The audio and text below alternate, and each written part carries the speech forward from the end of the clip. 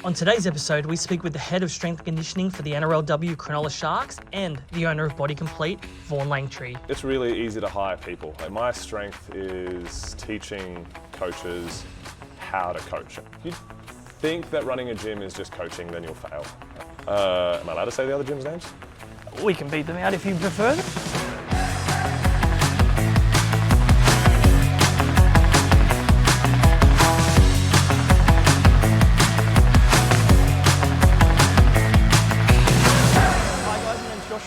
And today I'm with Vaughn Langtry, the owner-operator of Bodicomplete. Vaughn, thanks so much for having us in and having a chat with us. Well, thanks for coming down. It's always good to have people we work with come by. Awesome. I want to start with the beginning for yourself. Obviously, I know a little bit, sort of known you for over 10 years now, but I want to start back to the early days of your journey from like leaving TAFE and then choosing this as a career to what we see today. When I left TAFE, I did what most people do and got a contract at Fitness First for a couple of years, and that's where I started. And I still have a couple of clients from those days still here. And I got to a point where I realized I wanted to do something a little different as I delved into the world of CrossFit. It was kind of starting to make a name for itself around 2009, 2010. Started in my dad's garage, and after a few holes in the wall and cracking his slab in the garage, I decided I should probably find a warehouse. Moved to Menai for a year and a half or so. Had a bit of fun with council there before we moved over here to Kirrawee. And we were in the warehouse next door actually up until a year and a half ago. And then we just moved here, so yeah, sort of somewhat recently. Right. You mentioned obviously making the move. We've seen a huge shift in the local area with new gyms popping up, different disciplines popping up. How have you handled the competition or the birthing of new gyms in the area, but just to focus on yourself and this brand? So what we've found we did maybe in 2018-ish or so, we realized that my ideal client was still those people I had from the Fitness First days. We love the methodology of what we teach and the way we've evolved it even more since then, but we realized that the people we wanted to coach were a different breed to what a lot of the other gyms were marketing to.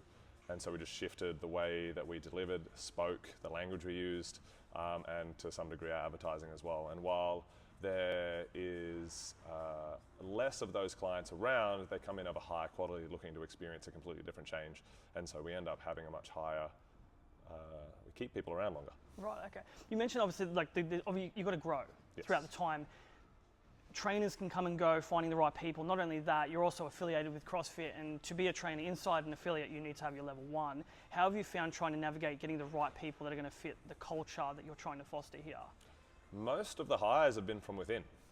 So our manager, Bronte, who everyone absolutely loves and adores, she was here for 3 months as an exercise physiologist and just wanted to try something different. She worked with cardiac rehab patients, and I offered her a job at the Christmas party. Adam, one of our male trainers, he works part-time here. He was very similar. He came from football, was training, and then decided he wanted to make a career change. Sonia was the same. She moved over here from the UK. And even our most recent trainer, Keely, she plays at the Sharks in the junior pathways there, and she just reached out and asked for some guidance. And I said, look, I'm probably going to have a job for you, as one of my other trainers is now physio and has stopped. So it was just, most of them have been from within.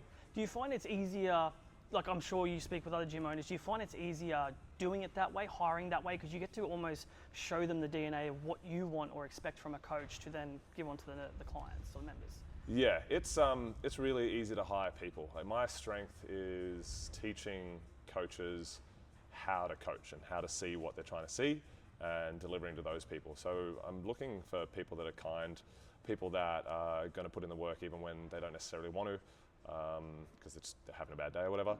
And I'm looking for people that also understand that what we're trying to do for the people that we have. It's not just a gym where we're trying to get people in and out as fast as possible and a numbers game. We're trying to help people find this revelation in what movement actually is, and so it becomes more about, oh, this is something I can do and I can transfer to my life, rather than just I'm here to lose 10 kilos in 3 weeks. Sure. When you say stuff like that, do you find that the general population that look onto a CrossFit gym or a box just see it as 60 minutes of balls to wall? There's not actual fault finding that the coaches are trying to do. You mentioned obviously the coaches are trying to coach and teach.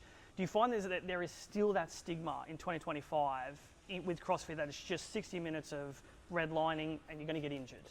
Yeah, so that's part of that shift we made in 2018, is that we found people were too concerned that it was going to be too hard. And what we've found even in the last couple of years alone is that when people are reaching out to us, because of what they've seen on our social media pages, and we don't do a huge amount, but what we deliver and try and get across is that we're trying to help you grow and change and discover. Some workouts will be hard, but the way we deliver and the way we then teach, which again we show on social media, is very different to what you'll see in other CrossFit gyms, where it's that hardcore, come and be the fittest person in the world kind of vibe. And we're like, come and be fit, we're going to help you figure out what that means for you. Right. You mentioned the programming. I always love the science behind programming, especially with the CrossFit realm. How important is it to you? Like, are you putting in a lot of time? Are you outsourcing with some services that are out there that can program for the box? Like, what's sort of your methodology on the programming? So I've done the programming since 2007. So that's 18 years of trying to put it all together. And so there's been plenty of mistakes along the way, but there's also been a lot of stuff that I've been able to take and realize, okay, that worked exceptionally well for this group of people, but not so much for that group, and then start to adapt and change. And that's why our program now delivers multiple streams at the same time, because people that are well trained and have been here 5 or 6 years need something that hits them a little differently than someone who's been here 3 months, whether it's trying to improve in strength or trying to address fitness concerns. And so everything that we do here is now everything that I've done. And there's been influences from some coaches over the years that I've had as personal individualized coaching. So I'm not going to say I haven't learned things and taken from that, but everything I write down is written down by me. Right. How important is education to you as the owner, as well as a person? Education for the coaches or for the strength and clients? conditioning, being in here, like always staying as, like being an industry leader like yourself, always staying ahead of the game, making sure that you're upskilled so then you can deliver to the clientele. Yeah, so there's a lot of principles that don't change a lot, but when it comes to that sort of top end of how should people be trained, there's a number of different methods, and understanding and learning those allow you to then develop and understand more so. And so my education from building strength and power, look, there's surely better coaches out there as well, but I'm sitting at a very high level at that in the way I deliver it, and now I'm spending a lot of time upskilling and learning about running and delivering that to clients here. And even just that alone has seen our little run group start from, a couple months ago we started running it. We've had 4 or 5. Tomorrow we've got 22 people coming along, because the way we deliver that is different to just, hey, we're going for a run on the promenade. No, well, here is a bunch of science-backed ways that we've gone through, tested, and has research that shows it's going to improve your soccer and reduce your injury risk. So that's how we're doing it, and they love it. Jeez. Well, so beyond Vaughan, the Bodicomplete owner, are you working with any teams? Tell us a bit about the history beyond outside of here. So additionally, I am the NRLW Head of Strength and Conditioning, and for the female pathways as well. And so what that looks like at the moment is, with the junior pathways running on, so 19 and 17-year-old teams for the women. They've just finished round 2 on the weekend. I just kind of liaise with the strength and conditioning coaches, go down once a week, review their programming, do some lessons with them depending on what we've kind of discussed and gone over, and help them grow as individuals so that they have further opportunities down the track. And then in season, which is sort of May till October, I'm leading all of the gym sessions, all of the field sessions, and coordinating with the coaches on how to get the most out of the players. Last year it worked pretty well going into the grand final, and just missing out on the win in the end. How long have you been working with the NRLW Cronulla Sharks team for? So 2 seasons NRLW with the Sharks. I did 3 seasons with the Rabbitohs, and I also had a season at Southern Districts with their junior program. Yeah, right. You obviously seen the most success last year with the 2024 side with the girls, with the women I should say. How did you notice a shift between year 1 and year 2 that, they're competitive this year, this is the year that we're going to give it a red hot crack? I think it was very much just the team needed a year to gel and get things together. I had an opportunity and learned more, so I got around some really good people in the season just past that allowed me to grow and expand my coaching ability. So again, back to that knowledge question before, like it's important to keep getting better, because there are smarter people that have done better things, and so learning from them is important. Right. So yeah, it was really just, we gelled better, we had a better program, and even myself and Tony, the head coach, communicated more, and that made a big difference. I'm a huge fan of Cronulla, so to watch the women last year, I was excited about the year before, and then watching it all sort of develop last year was awesome as well. Talk us through the year for yourself. What did that look like? Did you and the team know, okay, look, this is looking pretty good, we're going to be competitive, we might end up being there in October, the grand final weekend? How did that sort of flow throughout? Was there an energy that you could sense? Well, Sharks had a big year as a whole. So I also was head of the under-19s team for that season. I wanted to just keep working through that period rather than having a big chunk of time off in that women's space. And so I got to work with the assistant coach for the NRW team. He was the head coach for the juniors, and that allowed us to put together some stuff, still working with Tony, the head coach, and build a program that saw the first women's team play in a final or a semi-final in that under-19s group for Sharks in 5 years. So that was awesome. The boys also had spectacular years as well across the park. But that allowed us to then flow in with systems we'd hashed out and corrected from the previous NRW season by performing that with the junior team. And so we knew from day dot, Tony said at the beginning, there's 94, I can't remember exactly how many days it was, until the grand final, make each one count. Like realistically, it was sort of 3.5 months. Yeah. And so every day mattered. We brought it up every training session, how many days were left. There's a little counter. And everyone was 100% on board for what we needed to do and made big changes on that. That's crazy to think about, obviously, where the girls ended up. Talk to us, we've obviously spoken off camera about grand final day. As a fan watching it, it didn't look good. I mean, if it's men or female playing, when you're down by 20-something points, it's not the best result. Yeah. Talk us through the halftime energy, the speech, your point of view, because everything shifted in the second half. So what was it like, from your point of view? Yeah, so my role on game day is smaller than some of the other ones in that I kind of do the warm-up and I make sure the girls have all the nutritional stuff they need and any individual warm-ups that they need to do. So I'm kind of just running around the back of the sheds quite a lot. And so I'll also set up the shed when they come in for half-time. So I came in just before the Roosters scored their 4th try. So I didn't know it was 24-0 while I was in the shed, and we were now behind by quite a bit. Did all the half-time. The basic message was you just need to go out and score first. And that was pretty much it. And we were like, yep, sweet, high five, line up, let's get ready to go. I've kind of just cleaned up a little bit, gotten ready to go out, and the Melbourne kit manager came in and asked if we were done. And I was like, yep, and realised that I needed to clean the room up. So while the girls ran out to the field, I packed everything away, which took 10 or so minutes to kind of get through everything, and came out and the girls had scored twice and I had no idea what was going on.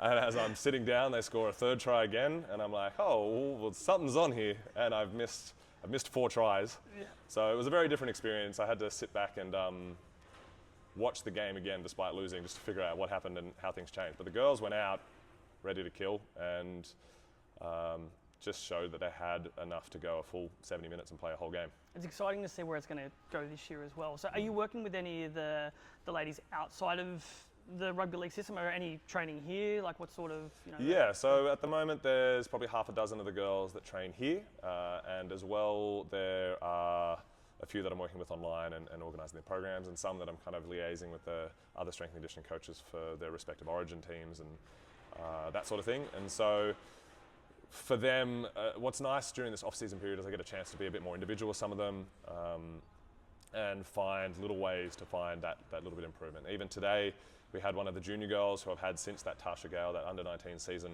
She squatted 100 kilos for an easy new PB.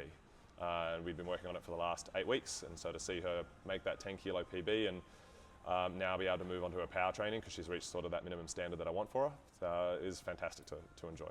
Do you find that you can make more of a shift with the general population as opposed to that last 1% with an athlete? So, percentage-wise, I should say. So taking someone from 50 to 75 as opposed to 99 to 100. Yeah, so I would say no. I think what it actually really comes down to is what it is they're actually striving for. Most people will come in from a general population and be like, I want to lose weight, or I want to get stronger. And that's the broad definition of their goal. They maybe have 1 or 2 little things that they want to work on. Whereas an athlete at that high level is constantly asking, how do I get more out of this? How do I reduce the chance of injury? And how do I actually achieve this? And then when you explain and provide the program, they know that if they do every single rep and every single rest period exactly as it's written, that should lead them in the direction that they want. And so you end up with these hyper-focused individuals that aren't working out in a group setting, achieving so much more than people that do thrive in a group setting but don't have a specific direction. But then when you have clients come in that have that general population vibe, that ask questions daily, how do I do this, how do I do that, and you're able to start to deliver that information, you see these exponential gains right up to the point where they start making those 1% gains and seeing a huge difference. And we have members that do that, and it's just as exciting either way, whether it's in that group setting or as an individual. Sure. There's obviously been a few, because you're still affiliated with CrossFit at the moment. You mentioned 2018 was kind of when you made the shift. in my personal opinion, that's when CrossFit completely changed. I was on the, I kind of tuned in 2014, 2015, which is when I met yourself and trained in here as well. Have you found that whatever happens at that top level can really shift down to all the affiliates? So, yes, I guess would be the short answer. Mine came from several email arguments with CrossFit staff about what it is they were doing behind the scenes. And so I pulled the branding from our name and decided to forge forward without it. Because a lot of our members want to take part in the competitions and things like that, I keep the affiliation, but don't market the idea that we are CrossFit Bodicomplete still. And I think the way we've expanded and the way we deliver our programming with the strength and conditioning stuff, that's sort of changed. And so I made a shift then, and then, what was it, 6 to 12 months later, Greg Glassman came out and said a bunch of dumb stuff and changed things. So, I mean, I think I got out at the right time there. Yeah, definitely. So I find that when I speak to, CrossFit owners, they still talk about, look, we are still affiliated, but we're not pushing that branding as much as well. Have you found from the business side of things that because the name CrossFit's been removed from the name, that more sign-ups are coming through, people are more inquiring more on the gym? So again, with the shift that we had, so because CrossFit is now quite associated with CrossFit the Games and CrossFit as a sport, we have other gyms in the area that promote the sport side of things with all the fantastic movements and everything that you can do and being 100% shredded the whole time and killing it. And that's awesome, and I enjoy competing as well and doing those things. And we have members that like that and go to competitions a couple times a year for that reason. But because we shifted to this idea of what the original CrossFit methodology was, which was helping people by finding quality in movement, not just safe movement, but also finding value in community and value in working through hard things, making those hard things relative. We shifted, I guess, it didn't change a whole lot of our motivation because all the people that wanted CrossFit as a sport went to the CrossFit as a sport gyms, and all the people that wanted help with understanding movement and learning and growing and just seeing real change that helped them play with their kids and go out on the weekends and play soccer without getting hurt, we see them come in regularly because our referrals do that, and additionally the way we speak to the camera, people can see that we're not out here just doing weird, wonderful stuff. We're trying to help people. Right, because you're obviously one of the last few CrossFit gyms in the area that have remained to what you know best. How have you found the competition between the few that are in the Shire with people coming, going, trying different things? How have you kind of found that and navigated that to still be running the business strong today? Am I allowed to say the other gyms' names? We can beat them out if you prefer that. Yeah, that's fine. Yeah. So Rec Gyms up the road, and again, that was part of the reason we shifted our market. We realised our ideal client was a different age group, a different social grouping of people, and so we shifted, and we've coexisted quite comfortably. And then with G-Force and Tarrant Point, like we've had our concerns. But that's business as well, That's isn't it? business as well. Yeah. And so I think what helps is that we have our space and our area in the Shire. We're far enough away from each other that we don't need to be of concern to each other. So it's interesting. I don't know if I should have said that. No. We can edit it out. It's the beauty of what we're doing here, so I can definitely edit it out. Yeah. So I guess from the business side of things, from running a gym, there's people out there that are probably watching this right now going, Cert 3, Cert 4, and I'm going to make $1 million a year being a gym owner. How difficult is it behind the scenes to run something as successful as Bodicomplete? If you think that running a gym is just coaching, then you'll fail. And it took me up until 2018 to kind of find that realization and see a change. And from 2018 into COVID, we lost no members because I changed the way we ran it as a business and the systems we put behind the scenes about caring for people. And we basically doubled in that sort of 4-year span. Wow. As we came out the backside of COVID. Right. And so that came from taking away from just, this is fun and this is my gym and I want to do this, to, okay, well, how do I help people get from A to B and then B1, B2 and then C after that, so that they can actually achieve the results they want and make it long lasting. And so dropping another gym name like The Yard has created a fantastic system that works well. They, from experience and clients' experiences, they find other areas that they suffer in, but because they have such a smooth system that allows the client experience to be fantastic in terms of every time they show up, they can experience the exact same thing and it doesn't change. It's like McDonald's, right? You know you're going to get chips and a cheeseburger. It may not be the best thing in the world, but you know exactly what you're getting every time. And so people will be like, okay, I know what I'm getting. That's so well put. Because I always say that, like especially when it comes to McDonald's, they've got 16, with all due respect, 16-year-olds running a multi-billion-dollar organization because the systems are so smooth. Yeah. Is that something that you've also tried to implement here as well? When you're basically you're kind of training up your new coaches to be in a year or two, but they don't even know it yet. Is that something that you're doing behind the scenes, making sure that all the systems are all smooth and everything's just easy to navigate? Yeah, so we've kind of split roles a little. So Bronte, our manager, looks after a lot of the retention and helping with clients in terms of just check-ins, some goal settings, things like that, and just keeping them chugging along as they go. And then I've built out automated text email systems for onboarding, sales systems, so that when people check in and come through, and then sales calls, so that I don't miss when people actually reach out for help, and I'm able to call and talk them through that. And even in that, there's just a list of things I work through as I talk to them over the phone. And then even in that sort of first 12-month period, like we have this signature system of, okay, well, this is what you're going to experience in the first 4 weeks. I'm going to call you then from weeks 5 to 12 as we go through each thing and double check your goals and see where you're at. Because a lot of people, it's at that 3-month mark. This is information from like the Fitness First surveys they do. It's at 3 months that they see, if you had 10 people join, at the 3-month mark, that drops immediately to 6. And so if I've only got 5 people, like I potentially could lose 2 of them or 3 of them within 3 months. And then for Fitness First, they lose 9 out of 10 by the time they get to 12 months. And so I don't want to see that happen. So the better I can make the retention at the start. There's also research that's come out of a number of other systems that CrossFit gyms use. They've used all their membership data from thousands of different gyms to highlight that if those people can consistently come 3 times a week for the first 3 months, there's something like 78% less likely, or something like that, less likely to actually stop within that first 12 months, which is enormous. Yeah, right. When you, obviously being a gym owner, whether you like it or not, the financial is a big thing. Money has to come in, it has to go out as well. You've got a lot of our equipment, so extremely grateful for that as well. So I thank you on behalf of the company as well. When deciding or building up your gym and the image you're kind of going for, why did you choose Gym Direct? Why do you continue to come back to us, like keeping that loyalty there? Is there something? So there was a couple of things. I think originally, I've been doing this since 2008, 9-ish.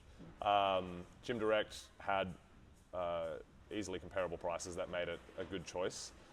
But particularly recently, I find the barbells last longer than some of the other ones for a much better price as well. I've found that the plates I buy, which are the ones with the polka dot spray or whatever on them, they've been awesome. I can't remember what they are, the high temp ones. Yeah, that's right. So the high temp plates have been spectacular quality. I just find the service is always good. For me, it's obviously quite local. Like I can pick stuff up if it's small, which makes it easy. But I think also the innovation you guys have had with some of the designs, and then also being able to custom make the pull-up rig that's set up behind us. When I had 3 weeks to the owner of this particular warehouse told me a couple of weeks before we moved in that we couldn't drill into the walls, and we had to custom make the rig and order parts and things, and you guys made that happen and put it all together, and it was seamless, and it all came in a pretty good time. And so there's always just been a very good ease of flow, good prices, and I've just found that every time I come in, Lily stops and has a chat, which is always handy. Important. Yeah. What's next for Bodicomplete? Obviously, growth is always important. Where do you see the gym? Are you going to franchise? Are we going a bigger space? What's kind of the envision that you have? No, I think we've got enough room in here to add another 40 or 50 clients before I get concerned about it being a problem. And what a great problem to have yeah. as well. So we've got enough space. Like we cap our classes at 15, but we run 11 classes a day. So there's room for people to join and be a part of what it is we're building. And we have our reasons for doing all of that. But I think for us, it's making the most of this space, building that profit up and finding ourselves at a point where do we want to move into another space? I don't like the idea of franchising. I'd have to be very good at systems. But because I'm kind of building both the CrossFit side of gym that supports that general population and building up the strength and conditioning, because the CrossFit side of things is just steadily humming along and growing slowly and surely, I've been putting a lot more effort into the S&C side of things, and who knows, that may find its own space to allow this to then continue to grow as a CrossFit space by removing the population of athletes training and creating more actual physical space. Do you find that the fact that you can leverage off your expertise it's one of the reasons how I found you. It was mentioned that, oh, you know, Vaughan's been to regionals, he knows, and to me, I always, as a coach, I look for validity and certifications. You're extremely certified. It's on your LinkedIn, check it out. There's everything on there and your experience as well. Do you find that you're able to leverage off that experience and the education that you have to then market the gym as well? Yeah, so what's been interesting is the uni degree opened my eyes to general population, the concern of health, bone problems, things like that are within the general population. So for example, like just bone related problems alone are going to go from $2 billion to $8 billion worth of our government funding in the next 6 years. And that's a concern which is easily solved by squatting and doing push-ups. And people just aren't aware that that's a problem, particularly women. As they go through menopause, they lose an extra 10% of their bone density, which is a problem. And so that has made me space on the question. We can edit it, knowledge. It's fine. Yeah, knowledge. So what that has allowed me to do is speak to the population I was trying to speak to in the first place. And that's where we've seen that change and that growth from the education I've gained from that. And then from the S&C side of things, I mean, it helps that people see you on TV in the shed at the NRLW Grand Final. It helps that people see photos of you taking the girls through. It helps that to have Tiana Penatani in here training, and she loves it. She comes down, we go through a program, we set everything up, and Not too bad of a footy provides, player as she's well. not too bad. She's been doing it for a while, but Yep. that provides validity to what I'm actually putting on paper. Right. So yeah, it's made a big difference, and again, that's why I think it's important to not stop trying to grow and learn. Right. I'm going to finish with like just the GD3, so final 3 questions. Your ideas on, I guess you could say, nutrition. Do you have a specific thing? I know CrossFit was all about paleo back in the day. What's kind of your ideology when a client comes to you and goes, Vaughn, I want to lose weight, I want to get stronger, lean up, bulk up, you know, what's your thing? So I just ask if they've had protein at every meal. Have they had 5 serves of fruit, of veggies and 2 serves of fruit? With every serving of veggie, fun fact for anyone that is watching this, you decrease your risk of cardiovascular disease and all case morbidity by 5%, so 25% just by having 5 serves of veggies a day. Wow. Split your veggies, kids. And then You can't buy that type of information. you just go on the government website, it's right there. And then just to check your calories, because you'll realise, and we've just started a 3-week challenge with a dozen of our members. One of them was under eating by 800 calories each day on the weekend, and one of them did not realise that they'd eaten all their calories by 1 p.m.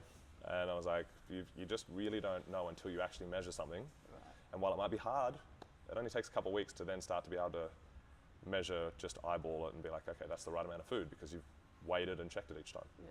From the business side of things, what's the best program in regards to whether it be any sort of tracking system or anything you've implemented to the business that has just made your life so much easier that you could recommend to anyone that's looking to start up their own gym? If it's a secret, we can put it in the back pocket, that's fine, but yeah, it's... So there's 2, I only use 2. So Push Press is our membership software, great app, almost no downtime. I can add all sorts of videos in, easy to read, manages all the memberships. It also has some CRM stuff, and it has a bunch of plugins as well if you want it. But for the CRM side of things, I use ACR, which is like a rip-off, or not a rip-off, a franchise version of that Go High Level platform, which allows us to automate all our texts and emails and everything, which just means that initial 3 months of the journey, I don't have to be checking every single client every single day with a spreadsheet. It's just all automated, and I get this checklist from them. Right. Last question, you're a dad, you're a husband, you're a business owner. How do you balance the 3 of them once you leave this environment to go, it's now time for my kids, time to be a husband, because obviously your wife works in here as well, great coach. How do you balance that you switch off and focus on being a dad, being present and nurturing the outside, who you are outside of here? Yeah, and I work in sport. There we go, yeah. Only 24 hours in a day. Yeah, so I get it wrong a lot, but I have a wife who reminds me, which is important I think to communicate, to actually put either the kids first or her first or whatever it is, or sometimes myself first. So she told me I need to take the swag and go camping this month on my own. So she grounds me in a lot of ways. I think for us, we try to get a date every fortnight somewhere out for dinner, and that's how we kind of keep that relationship going. And as far as the boys are concerned, I make sure on Tuesdays that I have the younger one who's not in school yet, and we spend most of the day together, and then we obviously have time on the weekends as well, give or take around sport. And then the other one I take on dates. So whether that's just going to get a hot chocolate in the morning or whatever, but it's just being like, okay, I need to give you time. And the older one is very much a time person. He asked me to play Lego, and I sit in his room for an hour falling asleep, but he's happy. When you say time, like love language time, Love like language being is time, present? yeah. So okay. he just wants me there. I literally twiddle a Lego figurine in my fingers, and he's happy that I'm there. That's awesome. Yeah, the other one just wants to beat me up the whole time. So I think his is touch. Well, look, we're all done. I appreciate your time. It's super exciting to come and sit down and have a chat with you as well. And I'm looking forward to seeing the growth moving forward as well for you in the gym. And thank you again. Appreciate it. Thanks so much. Cheers. Thanks.